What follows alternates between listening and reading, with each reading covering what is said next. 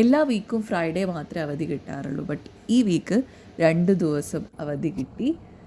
National day holiday ആയിരുന്നു ഇവിടെ. So ഇവിടെ 2 ദിവസം നമുക്ക് വീട്ടിലിരുന്ന് എൻജോയ് ചെയ്യാൻ പറ്റി, ഹസ്ബൻഡിനും എനിക്കും.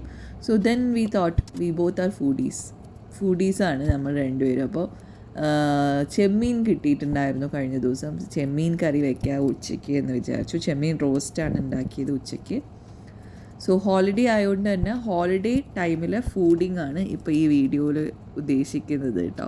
സോ ഇതൊക്കെയായിരിക്കും നമ്മുടെ ഡെയിലി. രാവിലെ നീട്ടിട്ട് ഞാൻ ചെമ്മീൻ വൃത്തിയാക്കി സെറ്റ് ചെയ്ത് വെച്ചാൽ പിന്നെ നമുക്ക് സുഖമായി ഫ്രിഡ്ജിൽ വെച്ച് വെച്ചാൽ അത് കറി ഉണ്ടാക്കാൻ നേരത്തെ ചെയ്യുക. അത് ഫ്രീസറിൽ വെച്ചതുകൊണ്ട് കുറച്ചിങ്ങനെ ഐസിങ് പരുവത്തിലായിരുന്നു കേട്ടോ ചെമ്മീൻ. കുറേ നേരം ചൂടുവെള്ളത്തിലൊക്കെ ഇട്ടിട്ടാണ് ഇത് നമ്മൾ റെഡിയാക്കുക. കാരണം ഞാനൊരു 3 ദിവസം കഴിഞ്ഞിട്ടാണ് ഇത് നന്നാക്കുന്നത്. കൊടുന്ന ദിവസം തന്നെ നന്നാക്കിയിട്ടുണ്ടായിരുന്നില്ല. സോ അതുകൊണ്ട് ഫ്രീസറിൽ തന്നെ വെച്ചു. അതുകൊണ്ട് നന്നാക്കുമ്പോൾ കുറച്ച് ബുദ്ധിമുട്ടുണ്ടായിരുന്നു. എന്നാലും മറ്റ് മീനുകളെ അപേക്ഷിച്ച് നോക്കുമ്പോൾ ചെമ്മീൻ നന്നാക്കണം കുറച്ചും കൂടി എളുപ്പമായിട്ട് തോന്നി. പിന്നെ ഇതൊക്കെ ഞാൻ ആദ്യമായിട്ട് ചെയ്യുന്ന കാര്യങ്ങളാണ്. വീട്ടിൽ ചെമ്മീൻ കൊണ്ടുവരുമ്പോഴും അമ്മ നന്നാക്കിയിട്ട് നമ്മുടെ മുന്നിൽ കറി എത്തുമ്പോൾ അറിയണേ ഉള്ളൂ. നന്നാക്കണമൊക്കെ കാണുമെങ്കിലും ഇതുവരെ ഇത്രയും മീനൊന്നും അധികം നന്നാക്കിയിട്ടില്ല. ചെമ്മീൻ നന്നാക്കണം ആദ്യമായിട്ടാണ്. പക്ഷെ എനിക്ക് അത്ര ബുദ്ധിമുട്ടായി തോന്നിയില്ല. ആ വാലിൻ്റെ ഭാഗം ഒന്ന് പറിച്ചെടുത്ത് തോട് കളഞ്ഞ് മുകളിലത്തെ പൂവൊക്കെ കളഞ്ഞ് കഴിഞ്ഞ് വെച്ചാൽ ചെമ്മീൻ നമുക്കിങ്ങനെ ഫ്രഷായിട്ട് കിട്ടും. പിന്നെ ഇവിടുത്തെ ചെമ്മീനിൽ വേറെ മഷിയൊന്നും ഞാൻ കണ്ടില്ല. പിന്നെ നമുക്ക് രാവിലെ ദോശയായിരുന്നു. സോ ബ്രേക്ക്ഫാസ്റ്റൊക്കെ കഴിച്ച് കഴിഞ്ഞിട്ടാണ് ഇനി ബാക്കി കുക്കിംഗ് വരുള്ളൂ. അപ്പോൾ രാവിലെ ദോശ ചുട്ടു. പിന്നെ ഇപ്പോൾ കുറച്ച് മുരിമുരിഞ്ഞ് ദോശയൊക്കെ കിട്ടാൻ തുടങ്ങിയിട്ടുണ്ട്. ഞാൻ കുറച്ചിപ്പോൾ കെയർഫുള്ളായിട്ട് വെള്ളമൊക്കെ ചേർത്ത് കറക്റ്റ് പരുവത്തിലാണ് ദോശ ഉണ്ടാക്കുന്നത്. പിന്നെ രാവിലെ ഒരു ലൈറ്റ് സാമ്പാർ, അധികം കഷ്ണങ്ങളൊന്നും ഇടാതെ. കാരണം ഹസ്ബൻഡിന് അത്ര വെജിറ്റബിൾസ് ഒന്നും ഇട്ടാലും അധികം കഴിക്കില്ല. So I prefer to do something very easy.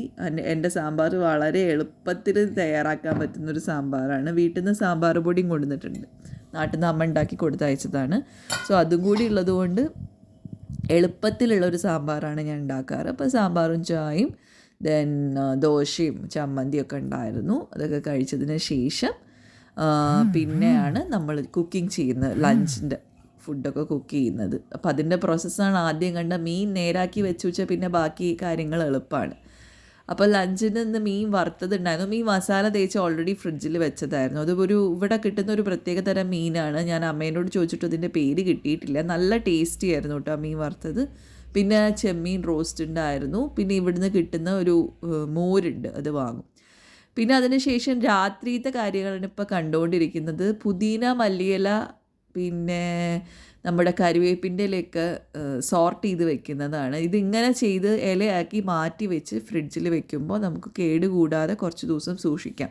അപ്പോൾ ഇവിടെ ഫ്രൈഡേ ആണ് ഇനി ഹോളിഡേ വരാൻ പോകുന്നത്. അന്ന് ഞാൻ ലഞ്ചിനൊരു ബിരിയാണി പ്ലാൻ ചെയ്യുന്നുണ്ട്. സോ ആദ്യം ഇതിങ്ങനെ വൃത്തിയാക്കി വെച്ച് വെച്ചാൽ പിന്നെ നമുക്ക് അപ്പം എടുത്ത് നോക്കുമ്പോൾ അത് കേട് വന്ന് ബ്ലാക്ക് കളറായിട്ട് പോവില്ല. സോ അതുകൊണ്ട് മെനക്കെട്ടിരുന്നിട്ട് ചെയ്താലും നമുക്ക് ആ ഒരു മണിക്കൂർ അരമണിക്കൂറിൻ്റെ പ്രോബ്ലമേ ഉള്ളൂ. അത് നമുക്ക് വല്ല ടി വിയോ അല്ലെങ്കിൽ എന്തെങ്കിലും സിനിമയോ നെറ്റ്ഫ്ലിക്സോ ഒക്കെ കണ്ടിട്ട് ചെയ്യാവുന്നതേ ഉള്ളൂ. ഞാൻ ഉപ്പും മുളകുമാണ് ചെയ്തിരുന്നത്. ഇത് കുഴപ്പമൊന്നുമില്ല.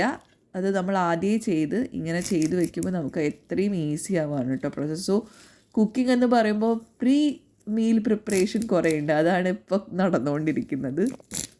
നമ്മുടെ കുക്കിംഗ് എളുപ്പമാക്കാൻ വേണ്ടിയിട്ട്, എൻജോയബിൾ ആക്കാൻ വേണ്ടി നമുക്ക് ആദ്യം ഇതൊക്കെ ചെയ്ത് ഫ്രിഡ്ജിൻ്റെ ഉള്ളിൽ കയറ്റിയാൽ പിന്നെ നമുക്ക് വേറെ ബുദ്ധിമുട്ടൊന്നും വരാൻ പോകണില്ല. അത് ഫ്രഷായിട്ട് ഇരിക്കുകയും ചെയ്യും.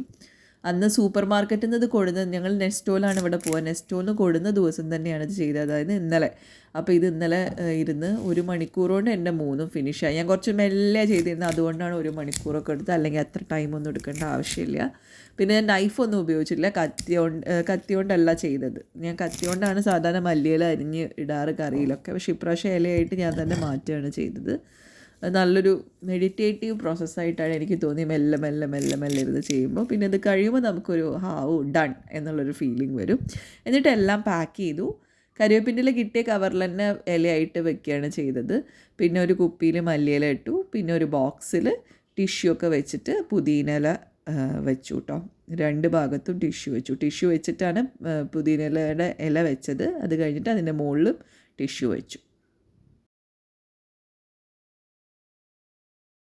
ഒരു ഹോളിഡേ ദിവസം എൻ്റെ കുക്കിംഗ് പ്രോസസ്സാണ് നിങ്ങൾ കണ്ടത്. So thank you for watching guys.